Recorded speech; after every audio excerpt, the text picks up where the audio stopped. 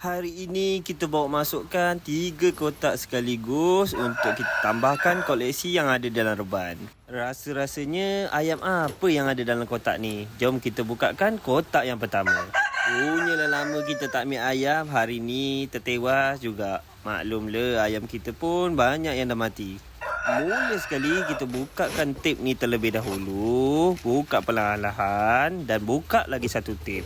Kebiasaannya ayam yang keluar dalam kotak ni biasanya liar. Jom kita berhati-hati bila buka nanti.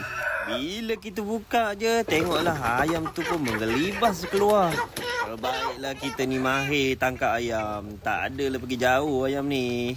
Ayam pun baru sampai, tak kenal lagi kawasan reban. Akhirnya ayam Ratu Super Green dah ada di dalam kawasan reban.